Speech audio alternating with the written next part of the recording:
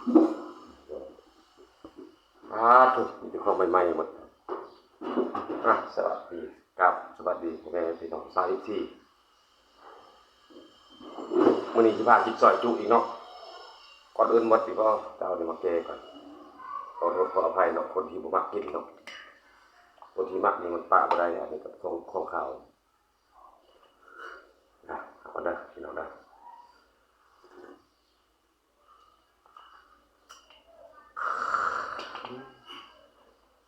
ปลุกดีเราเสริมมันจะของสดๆเป็นใหม่30กีบคนน่ะเราย่างขนาดเลยมากินน้ำกันเคยเห็นกระดาษช่วยกดไลค์กดแชร์เด้อกดเบิร์ดสุอันเลยพาย่างขนาด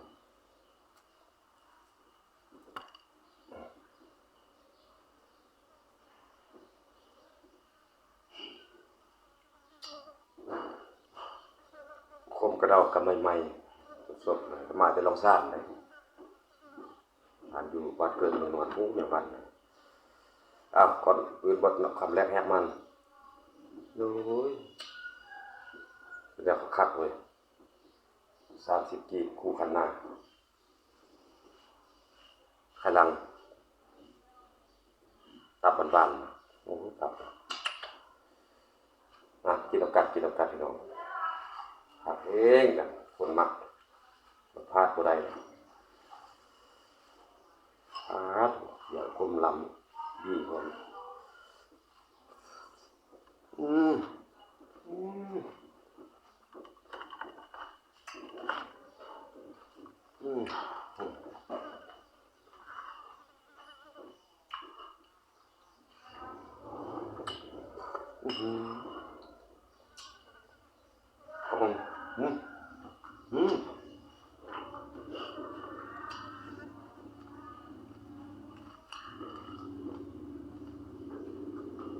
โอ้ไปช่วยแท้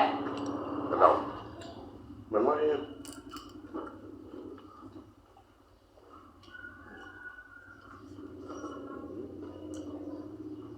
กระเดาพันกับปั๊บ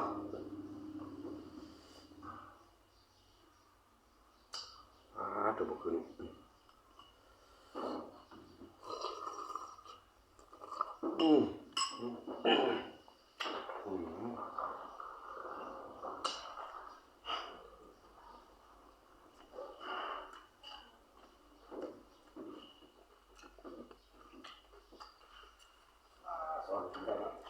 คนเล่นไม่กินครับคือบุรุษจับ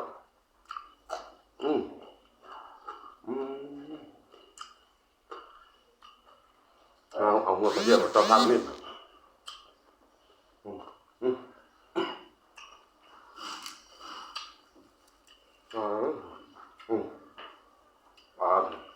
ของเขา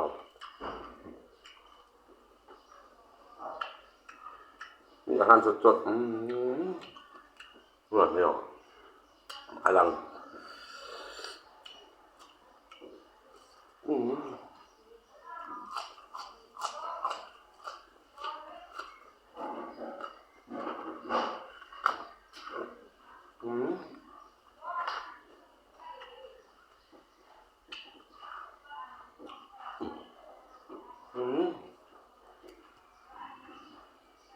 มันไม่จับพี่น้องกินกันนะผู้ใดเห็นก็จะช่วยกดไลค์กดแชร์กดกระดิ่งนะเนาะติดตามให้ได้สาวโลกสาวFCหรือว่าฟังลาวหรือว่าฟังไทยเนาะ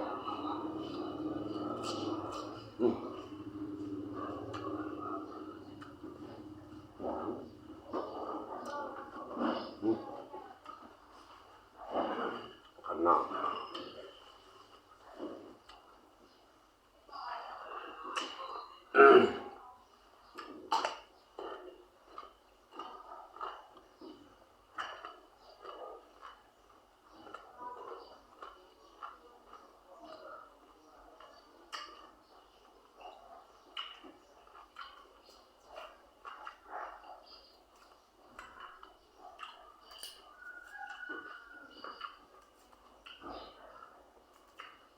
เฮ็ดเป็นเพียงเดือนช่องเทื่อมันก็สั่นใหม่ๆสินจันงัวบักเถิด5ค่างัวจนงัวละสูงแล้วส่วนบ่แพ้แล้วก็คายแล้วก็มาคาส่งตลาด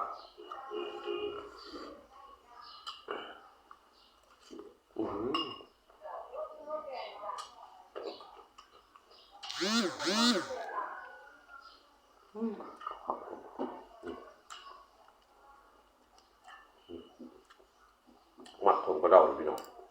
ครับ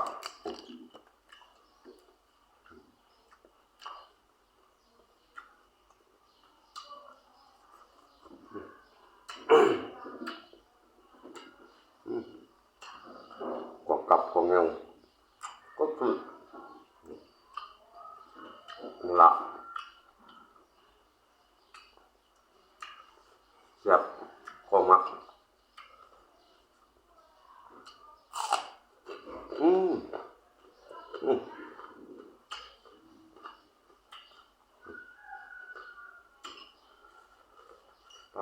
แก้วคุณมา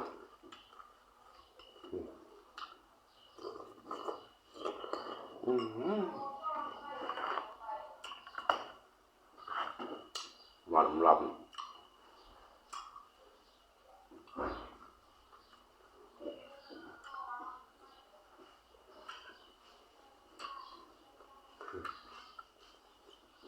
ตับบนวันนอน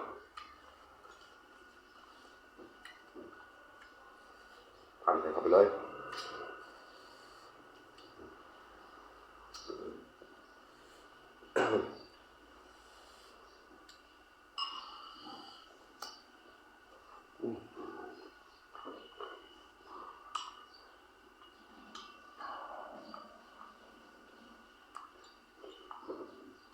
เขาก็ดื่มนะพี่น้องพวกกระเดา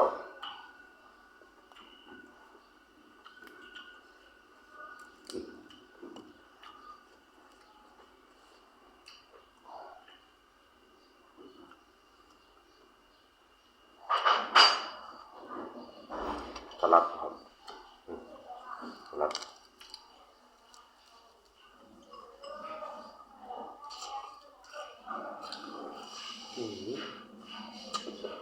ยอดไง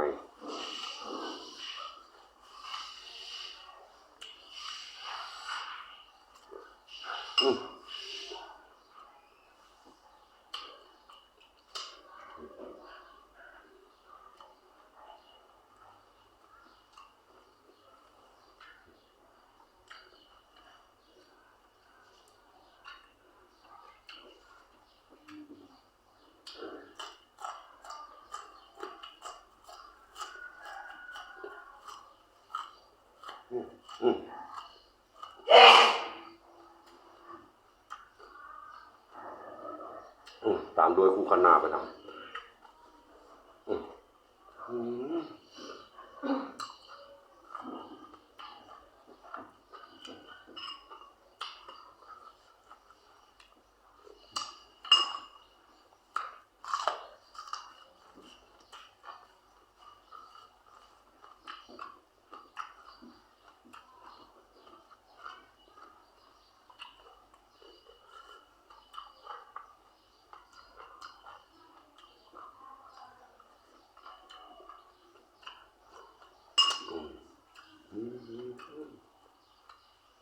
ครับ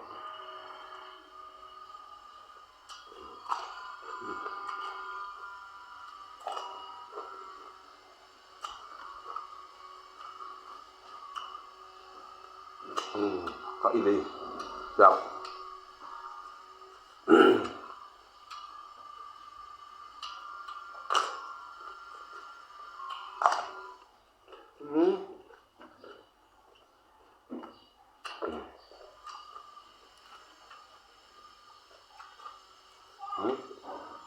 ครับ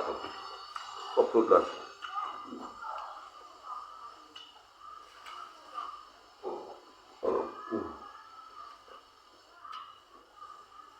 นี่เป็นอาหารล ลาวเนาะ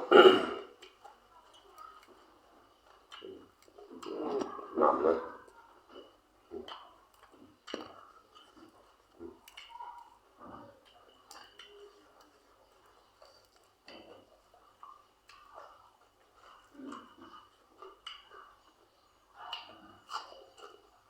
อืม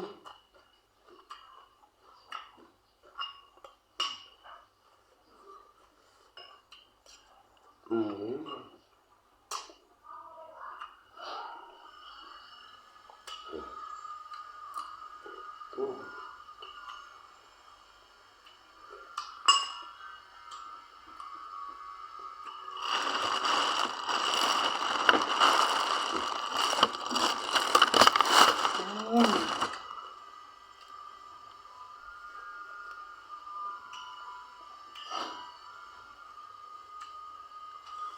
อืมเผ็ด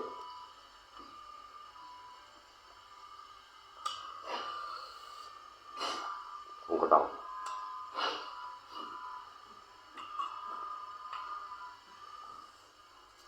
อืมอืม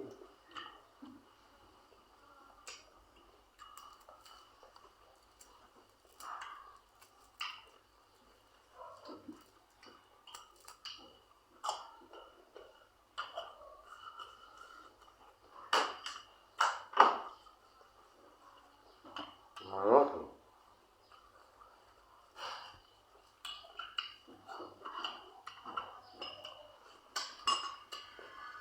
ไปมาสาวคือบ่ทันดีตื่นเสาแล้วโหลนึงทางข้างในก็ยังบ่เฮ็ดอืมอืม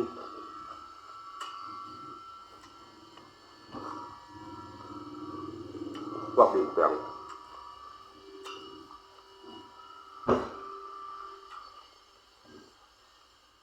ครับ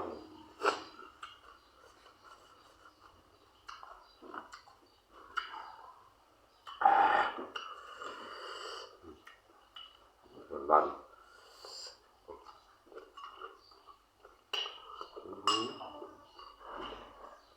หวานเยอะเลย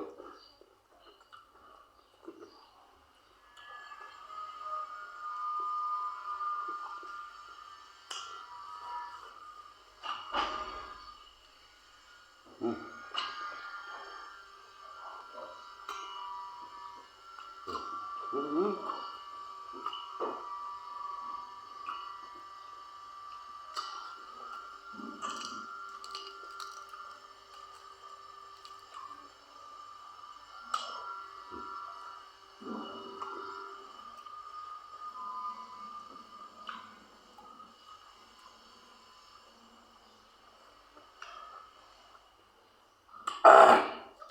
อืม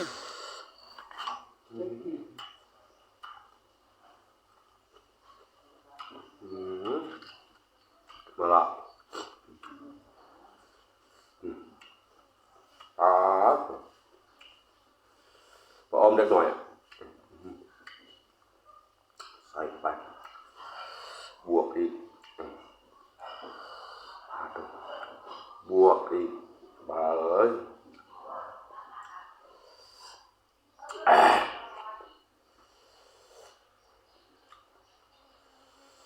อืม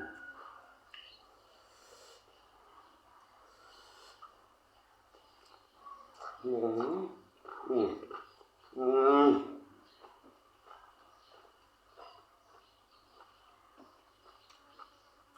อืม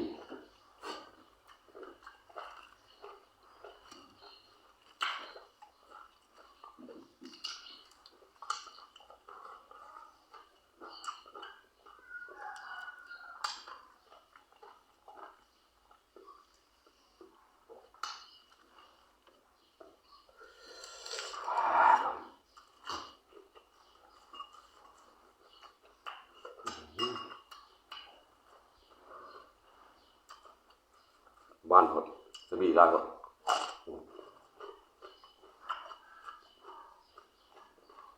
อืม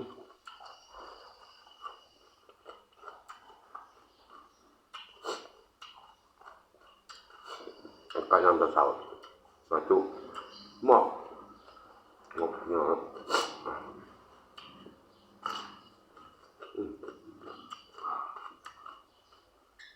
อ่า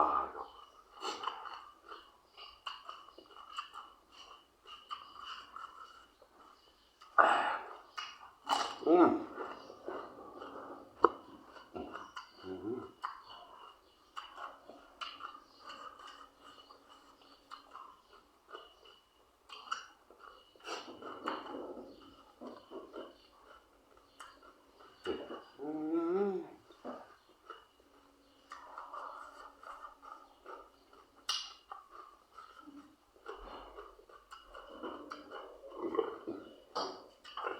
นำเลยอืมอืมอืมอืม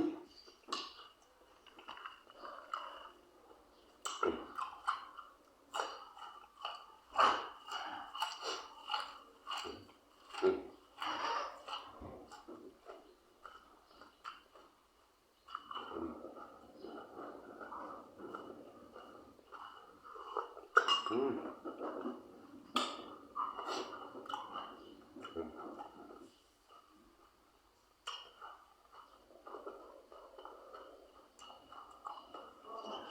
ก็จะบุกก่อนเนาะเนาะ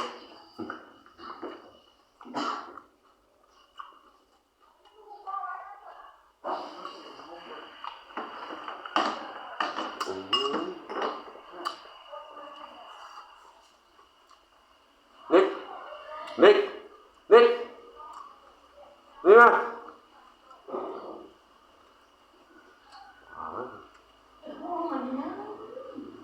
บอกเลยก็บอกแท้ฮะอ่าขอโทษ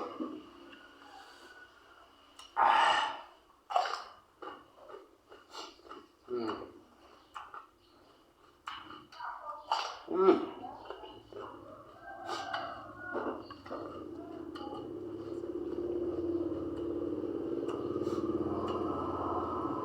เกินหน่อย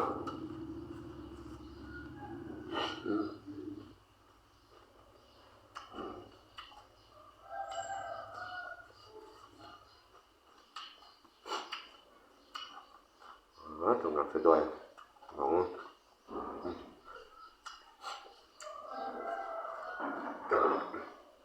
เลยกินกับซ้ำพ้นอยู่ใส่อะไรฮัลโหลงูว่าข้าไปดำนาก็เลยกินผู้เดียวบวชได้ไหมอยากมาการเมืองอยากให้การหน้าเนาะเพื่อครอบเพื่อครัวผมเป็นยังนักพี่น้องเนาะอันนี้อื่นจะเครียดให้งูก็ได้เนาะอยากเขาเรียนมีงานนะครับใส่ครอบครัว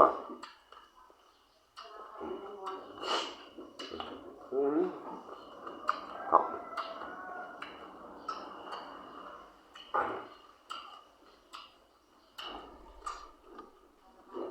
ลองนำก่อน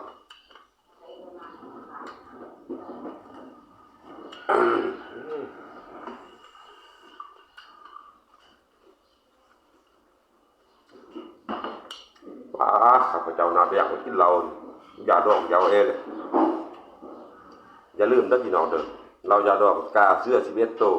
12 ตัวนางอยู่นอก13นอนอยู่ห้องนอนทาจะเรื่องอะไรยา